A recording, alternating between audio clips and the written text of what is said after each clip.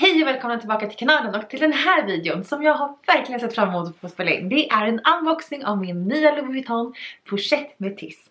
Och om du inte är prenumerant, välkommen hit. Jag heter Stina, jag postar videos 2 gånger i veckan. Inte alltid så här lyxiga videos utan livsstil, men också hur du organiserar ditt hem. Ja, men helt enkelt hur du får en härligare och roligare vardag.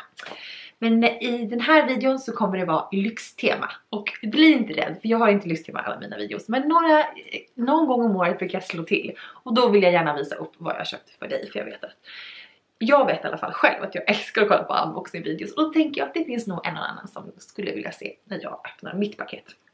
Och är du redan prenumerant, välkommen tillbaka. Tack så jättemycket för att du tar dig tid att titta på mina videos och likea och kommentera. För att det ger mig inte bara otroligt mycket hjälp på traven när det kommer till min kanal, men också jag blir så himla glad varje gång någon tittar in på min video och skriver en jättefin kommentar eller bara trycker like. Så att, tack så himla mycket för att du prenumererar. Men nu sätter vi igång, och den här videon kommer det vara, dels kommer jag prata om varför jag valde den. Sen kommer jag prata om hur jag köpte den och liksom min köpupplevelse. Det här är min första Louis Vuitton väska eller min första produkt från Louis Vuitton överhuvudtaget. Och jag vet inte hur det är med dig, men jag har varit lite så här, inte rädd, men alltså, jag vet inte om nervös är liksom rätt ord, men det känns liksom lite speciellt just Louis Vuitton. Alltså det varumärket, det är så otroligt klassiskt. Ja, men det är där uppe med Hermes och Dior och liksom, alltså, det liksom inger en viss, vilket kanske är dumt, men liksom en så här, ja men man tar det på allvar. Och jag var lite nervös inför köpet och tänkte hur ska det gå och sådär. Men jag kommer berätta allting i den här videon. Och så självklart kommer jag ju att unboxa videon. Eller inte videon, väskan. För det är därför du är här. Och jag tänker att eftersom det är därför du är här så kommer jag att börja med det. För att jag har ingen ambition att hålla dig på halster. Men om du är nyfiken på liksom hela detaljerna så kan du stanna kvar efter unboxingen, så kommer det. Och sen på slutet så kommer jag berätta om jag tycker att den är värd pengarna eller inte. Och också vad jag betalar för den. För att den fluktuerar ju väldigt mycket i pris, den här väskan. Jag köpte en ny. För att den har kommit i en box. Eller i en box och en påse. Så påsen får man ju alltid. Och det får man ju när man köper i butik. Och jag har ju köpt, det här är min liksom, hur ska man säga, att det här är min 4:e liksom märkesväska. Eller så. Ja, märkesväska. Och alla har kommit i påsar. För jag har köpt dem alla i butik. Min allra första märkesväska var en Louis Vuitton. Nej, det var inte alls det. Det var en Mulberry Basewater. Och den fick jag i julklapp av min kille. Alltså, ja, jag grät. För jag tyckte det var så härligt. Och den fick jag i kartong. Men det var för att det var jul. Men de andra väskorna har jag inte fått i kartong. Och jag till och med, det måste jag säga så här. För jag frågade, när jag köpte min Mulberry väska förra året. Jag länkar unboxing-videon till den. Så, eller förra året, för ett par år sedan. Då frågade jag med butiken om jag kunde få den i kartong och typ för att det var liksom en present. Den var förvisso en present från mig till mig. Vilket alla mina väskor är. Men då sa de så här: nej, det har vi inte. Så det var lite otråkigt. Men på Louis Vuitton, inga problem. För det här det är väl det som också så här gör att den här är lite så här, dels är det priset, men att det blir liksom en liten annan grej när man får en sån här kartong som man sen också kan använda och förvara den i. Så här gullig kommer den. Det här är ju en ganska, det här är ju liksom, jag tror inte att det har inte varit så många år som boxarna sett ut på det här viset. Den här orangea tror jag är så här en av deras liksom originalfärger eller något sånt. Så därför, plus att men det är liksom, man blir väldigt glad av den här lilla vitaminkicken. Så ser den ut i boxen. Eller så ser den ut när den är paketerad. Så det är påsen och den här. Och båda kommer självklart att sparas. Här ska vi inte slänga iväg den någonstans. Men vad ska vi göra då? Jo, vi ska öppna den här. Man vill knappt öppna den för att det är så himla fint paketerat.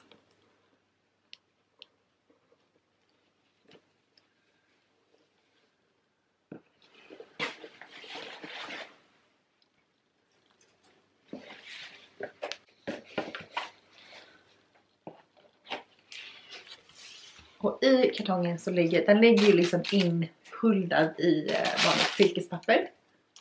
Det står någonting. Det är lite mönster, men jag tror inte att det är någon mönster. Nej, det verkar inte vara. Och sen så är den ju i en dustbag. Såklart. Man ska kunna förvara den ordentligt. Och jag så. Men den här kommer man ju spara för att det här vill man ju ha fint uppställt. Men också om jag inte, alltså jag kommer ju använda den hela tiden. Men om jag småningom inte skulle använda den på ett tag, då kan den ju ligga här i boxen i sin dustbag för att skyddas liksom mot solljus och så att den inte blir blekt i onödan. Den här är då dustbagen och det är en vanlig tygpåse. Det är inte liksom en sån här, för jag Mulberry-påsarna och de andra, de har varit så här med dragskor, men det här är liksom en mer av en väska liksom. Här är den. Sakta men säkert. Kolla. Tada! Och det här är då en Pochette Matisse som jag sa. Och den finns ju i flera olika färgkombinationer. Och det kanske var en av anledningarna, förutom att jag skulle typ hinna spara ihop alla pengarna. Pengarna som, för att den är ju, det här är alltså by far den dyraste väskan jag någonsin har köpt. Och kanske kommer köpa. Jag vet inte. Jag har ju många år kvar att shoppa i väskor. Men det här är då den klassiska.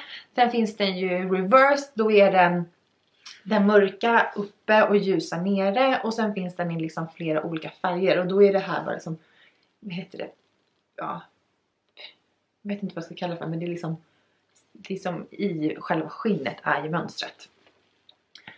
Men jag hittade, och jag liksom gick och funderade så här, vilken ska jag ha?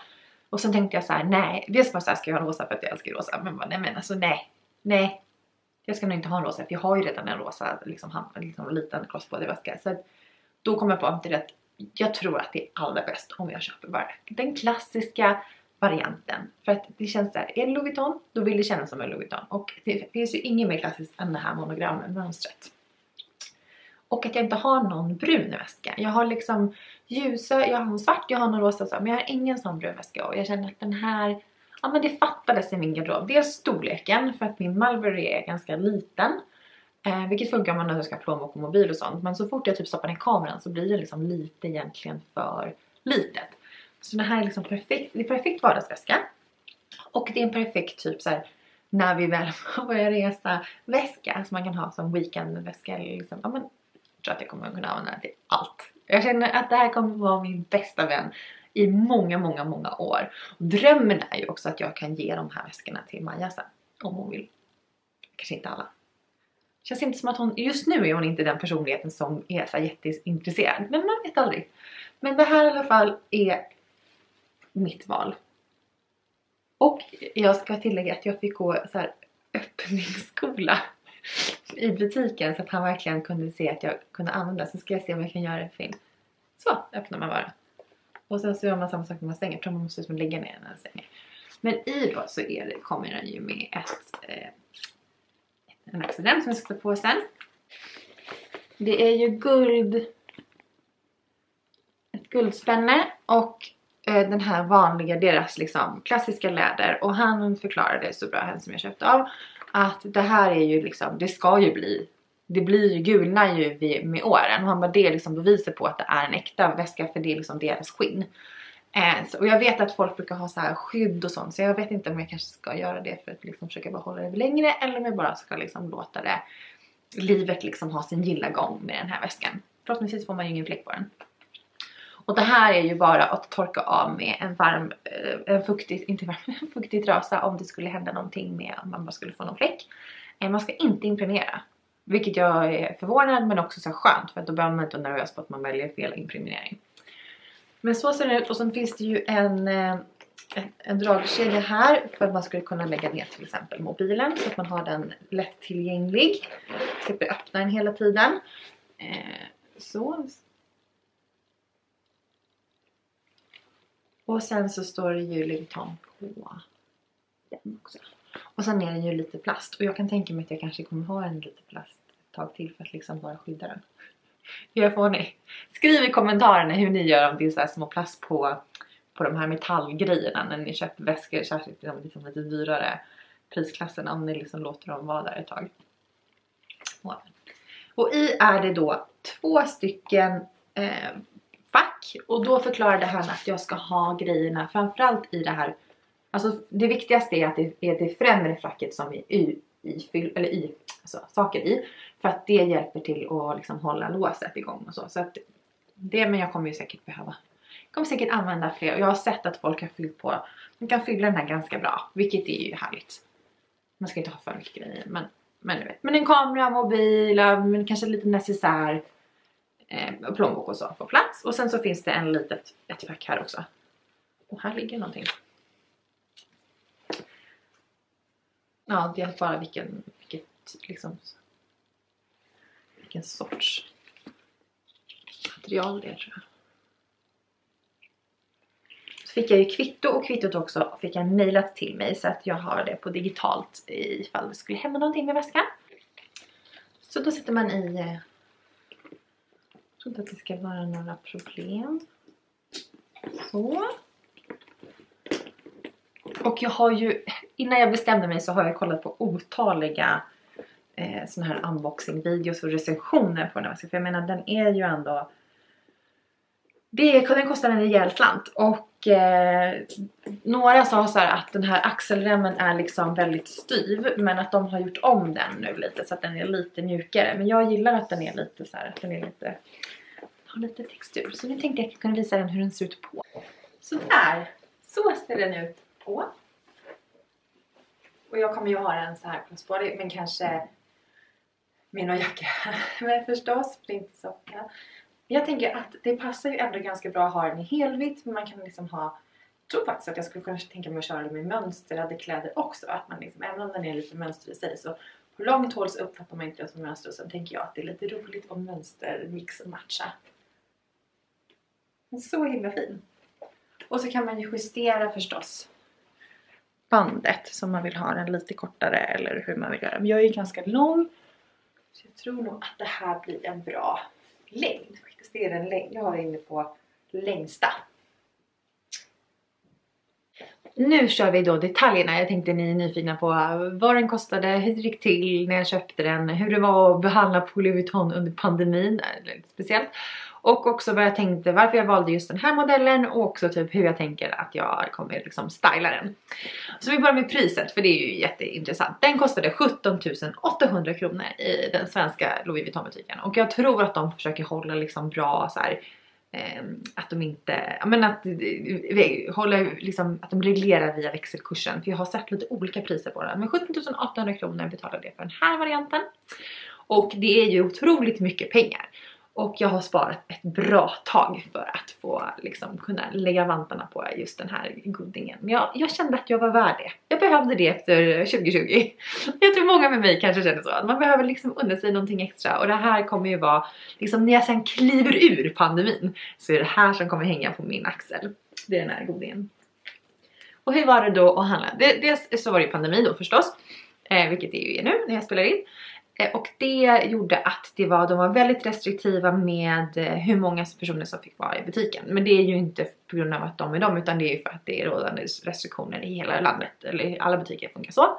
Så det var liksom lite kö. Jag var lite förvånad över att det var kö. För jag var där på en måndag precis efter lunch. Jag tänker så här, vem köper en väska på måndag? Tydligen jättemånga personer som var där. Det var väldigt internationell atmosfär, vilket kändes så här ännu härligare. För att vi kände så här, men alla, oavsett vilket land du kommer från eller vilket språk du talar, så vill du ändå komma in i den butiken och kika. Och det var flera stycken tjejer som var där. Det var ju mest kvinnor där som var där och köpte väskor samma dag som jag. Och jag blev bemött av en expedit, en man som var, det kändes som att han hade liksom jobbat, om han var någon butikschef eller kanske inte var, men han kändes lite mer senior än de andra försäljarna, för att han gick runt och skojade med dem innan han tog emot mig. Och då var det verkligen så här, men det var verkligen en personlig liksom expedit. Så att han kom fram till mig och bara, hej, nu behöver jag hjälp, nu kan jag hjälpa dig, vad vill du ha hjälp med? Och så vill du ha någonting annat? Och så förklarade. Och han var otroligt gullig. Och när jag berättade så, han frågade så här, det här är din första väska. Då sa jag, ja men det här är min första, men det är liksom en present till mig själv. Och så han bara, precis rätt, man ska alltid ge sig själv presenter, för då får man det man vill ha. Och så här.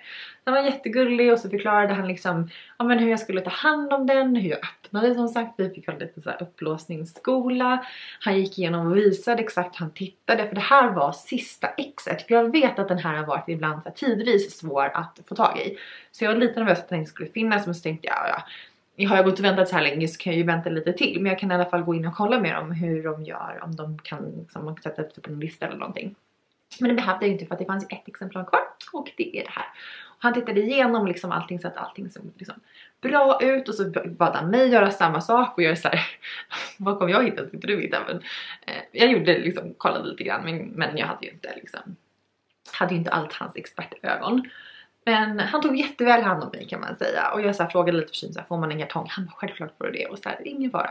Och det var liksom, jag kände mig liksom inte. Ibland när jag har gått in i sådana butiker, då känner man sig som att man liksom är där på nåder. Att man är där liksom att ja men typ, vad gör dig rätten att vara här? Jag bara, men ursäkta mig, men du jobbar här för att jag är kund. Så det är jättekonstigt. Men det var absolut inte fallet när jag handlade den här väskan. Utan jag kände mig så välkommen. Jag kände mig inte att jag kunde fråga saker som inte är dum. Och ja men det märktes att han, dels att han trivdes väldigt bra med sitt jobb. Men också för att han ville liksom, han ville göra det här till den upplevelsen som det faktiskt är. För jag menar, det är väldigt mycket pengar. Och det känns, alltså det är liksom väldigt så här, ja men det blir ju nästan som en ceremoni när man köper en sån här. I alla fall så känner jag det. Alltså det kanske känns fånigt, men jag känner så i alla fall. Och han gjorde verkligen liksom pricken över i, vilket gör också att jag känner så här, ja men jag skulle kunna inte gå tillbaka dit och handla bara för att han var så trevlig. Fast det kan jag ju inte göra för det är inte motiverat. Men om jag typ är sugen på en plånbok till exempel, som kanske så här, på sikt att jag vill köpa en plånbok som passar till, då kommer jag ju gå dit för att jag fick ju så bra bemötande där. Vilket ju, det är förstås jättebra säljknep, men också ja men fint betyg till butiken. Så att jag kan varmt rekommendera, i alla fall ja men utifrån mina erfarenheter så kan jag varmt rekommendera Louis Vuitton-butiken i Stockholm på Birger Jarlsgatan. Det finns ju bara en Louis Vuitton-butik i Stockholm, eller i Sverige. Men ja, det var där jag var. Så det var ju otroligt härligt att göra. Och sen så när jag gick liksom, åkte hem så bara kände jag så här, vad min lilla väska. Och sen har den faktiskt stått i några dagar liksom i sin kartong tills jag skulle filma den här videon. Och jag bara så här, gick och tittade på den och jag bara, snart får jag använda den. Så det gjorde att det liksom blev lite, dels hade jag ingenstans att ta den liksom, jag var hemma. Men dels var det så här, det kändes ännu roligare nu när jag öppnar den, liksom inte sett den på ett par dagar. Men nu är den framme och nu kommer jag använda den. Och hur kommer jag styla den då? Ja, men jag har ju Pinterestat olika liksom, outfits. Jag tänker visa lite liksom, schyssta bilder. Men jag tänker att det här är ju liksom, bortsett från liksom, högsommar, så är ju det här en allround väska. Så jag kan ha den på hösten, jag kan ha den på vintern, jag kan ha den på våren, jag kan ha den delvis på sommaren. Beroende på lite hur jag stylar den. Jag tänker inte när man är liksom, alltså när det är verkligen högsommar, för man är så varm, för att då vill inte jag ha såna skinn, utan då vill jag typ ha ja men någon korgväska eller någonting sånt annat. Men i övrigt så kommer den här vara en riktigt bra vardagsväska. Jag kan ha den till jobbet och då har jag liksom min dator eller andra saker som jag behöver ha i en lite större liksom tote bag, och sen har jag den här med mina liksom essentials. Och jag kan ha den fram, och sen tänker jag också om man liksom tänker på bortom just pandemin, så kommer jag, tror jag, absolut att ha den här som alltså väskan när jag reser, alltså typ i storstäder. Jag tänker mig den här lilla godingen, och hon och jag på en bar i New York, inte helt fel. Och på Mallis också, eftersom det är dit jag hänger. Det kanske blir lite varmt, men ja, men den kommer vara jättebra att ha typ alla pass och allting i. Så att jag tror att den här kommer verkligen ja men vi kommer bli väldigt goda vänner, hon och jag. Och anledningen till att jag valde just den här var dels för att jag tyckte att det var en bra så här, inkörsport till liksom en ny nivå av, alltså en ny prisnivå på väskor. Som sagt, det är inte den största väskan jag har köpt i liksom märkesvaror, väskor eller sådana lyxmärken. Men det är definitivt den dyraste. Och Louis Vuitton har ju en saftig prislapp. Och jag tänkte, men om jag köper den här som är väldigt liksom användbar och väldigt ja men mångfacetterad, då känns det ändå rimligt att betala så där mycket pengar än att jag köper liksom någonting som jag kanske inte använder så ofta. Och så tänkte jag på mitt liv, så här, men vad är det för typ av väska som jag faktiskt har användning för? Vad är det för väska som jag liksom kommer använda mest av allt liksom till, alltså oftast? Och det är ju faktiskt en vardagsväska, och det är så för de flesta av oss. Men jag känner mig i olika vardagar, och jag har liksom, i vanliga fall så åker jag kanske till kontoret, och jag kanske träffar några kompisar, jag går ut och shoppar på stan och så. Och hänger med barnen på helgerna. Och då tänker jag att den här är liksom en perfekt kombination. För jag kan liksom klä ner den och ha den typ till jeans och liksom en stickad tröja. Men jag kan också klä upp den lite om jag ska på middag, så kan den liksom ändå vara kompis. I och med att jag har ganska ljus garderob, så tänker jag att den här passar. Jag vet inte om jag skulle ha den så mycket till svart. Det vet jag inte. Det får någon annan stå för jag använder inte så mycket svart. Kanske. Men då kanske jag måste kombinera det med någon annan färg. Så att det liksom, med kamel och svart och typ den här och så. Men jag tänker att den kommer liksom vara väldigt, väldigt användbar på många, många områden. Så därför som jag valde just den här. Sen är jag ju rädd att nu kommer jag bara fortsätta vilja ha mer och mer och mer med sådana här väskor. Men det måste vara. Jag tänker ändå att det är en investering. För att dels så kommer det vara en investering för att det kommer alltså pris per användning. Alltså ju mer du använder, alltså PPI. Tänk dig att du köper någonting för 1000 kronor. När du använder den 10 gånger, då har du liksom en användningskostnad på 100 kronor per gång. Och även om den här kostar då 17 800 kronor, så tänker jag att jag kommer nog använda den mer än nog i mitt liv. Vilket kommer göra att liksom priset per användning kommer gå ner. För att den är så himla användbar och så lätt att kombinera med mina outfits och min garderob i övrigt. Det var nog därför jag valde den. Och jag har som sagt, jag har sparat och sen så fick jag också lite så här semesterersättning från mitt förra jobb som jag blev uppsagd på. Då tänkte jag så här, ja men det här är ju perfekt. Om jag köper väskan, då kan jag se det som en avskedspresent från mitt jobb. Även om de inte liksom gav den mig såklart. Så använde jag lite av de pengarna till den här väskan, så kändes det som att det liksom, ja men då kan jag komma ihåg så, men den här köpte jag för att så min Melbury köpte jag när jag fyllde år. Och den här köpte jag liksom för att, jag tror jag när jag fyllde 35. Och den här köpte jag för att, som en markering på att jag bytte lite så här riktning i livet. Ja, det var nog allting som jag hade att bjuda på den här gången, tror jag. För nu har jag nog sagt allt. Jag har berättat om hur det var handlaren, jag berättade vad den kostar, jag berättade varför jag valde den. Och ja, men om jag skulle rekommendera den, alltså nu kan jag inte säga eftersom jag inte använt den, men hittills så känns den mycket, mycket mer bra än vad jag trodde att den skulle göra. Jag trodde att den skulle ha mer ångest för prislappen än själva. Men jag ser ju på den och jag ser mitt ansikte liksom jag ser ut när jag pratar om den. Och jag tror på riktigt att det här kommer bli en riktig trotjänare. Så får vi se. Och jag tror att det är så här, om man ångrar sig så vet jag att de går väldigt bra på second hand. Så att om det skulle vara så att jag skulle få fram och sälja den, så vet jag att jag ändå får tillbaka ganska mycket, eller om inte mer av pengarna. Men det ska jag inte tänka på nu. Men jag vet att det är ju en av de anledningarna till att man också investerar i en sån här kvalitetsväska, är att den dels håller hur länge som helst, men också är väldigt, så här, väldigt enkel att föra vidare till en annan ägare om det skulle vara så. Men det hoppas jag inte, och det tror jag inte på ett tag. För nu ska vi ut på nya äventyr, hon och jag. Men det var allt jag hade att bjuda på den här gången. Och jag hoppas verkligen att du gillar den här videon. Och gör det så får du jättegärna trycka tummen upp. Och sen syns vi i nästa video. Ha det så bra! Hej då!